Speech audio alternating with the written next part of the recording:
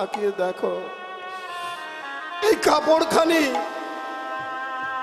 আজ থেকে 2 বছর আগে তুমি আমায় দিয়েছিলে।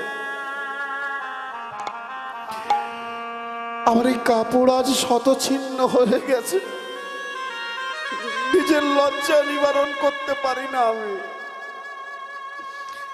কুমোর পাড়ার বউরা আমায় দেখে কত টোন টিটকিরি করে, কিন্তু কেউ বলতে পারবে না যে আমি তোমার কাছে কোনোদিন একটা কাপড় চেয়েছি।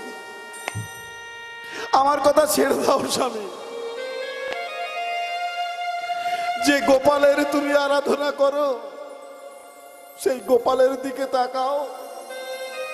আর আমাদের 1 বছরের একটা ছোট্ট সন্তান আছে যার নাম তুমি মন্দিরের বাল গোপালের নামে দিয়েছিলে গোপাল, সেই গোপালের দিকে তাকাও।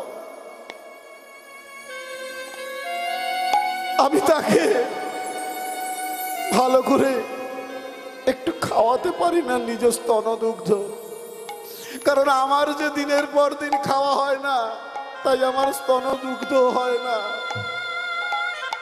ছোট্ট ছেলেটা যখন মা মা বলে কেঁদে ওঠে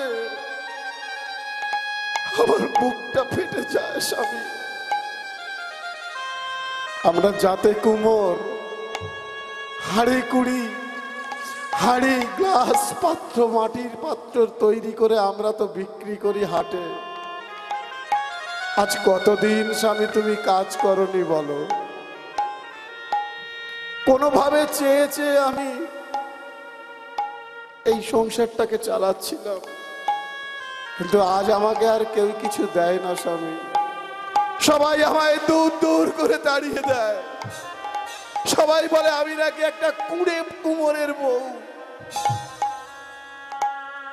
ভক্তমণ্ডলী ও ভক্তিমতী মায়েরা, এতক্ষণ যে কথাটা যিনি বললেন তিনি হলেন লক্ষ্মীপ্রিয়া, যাকে বললেন তিনি হলেন গোরা কুমার। এই গোরা কুমার জাতে কুমোর, মাটির হাঁড়ি কলসি মাটির গ্লাস মাটির পাত্র তৈরি করাই তার প্রধান কাজ। কিন্তু এই গোরা কুমোর ভগবানের নাম গান করতে করতে এত ব্যস্ত হয়ে থাকে যে সে কাজের কথা ভুলে গেছে। তাই তার স্ত্রী লক্ষ্মীপ্রিয়া আজ তাকে এই কথাগুলো শোনাচ্ছে। স্বামী আমি জানি, স্বামী আমি জানি, মা দুর্গা 10,000 বৎসর তপস্যা করেছিলেন। 10,000 বৎসর তপস্যা করে পরম বৈষ্ণব দেবাদিদেব মহেশ্বরকে বিবাহ করেছিলেন। কারণ মা দুর্গা জানতেন তিনি প্রথমে যে রন্ধন ক্রিয়াটা করবেন, যে রন্ধন করবেন, সেই রন্ধনের প্রসাদ প্রথমে পাবে বৈষ্ণব পরমেশ্বর দেবাদিদেব মহাদেব।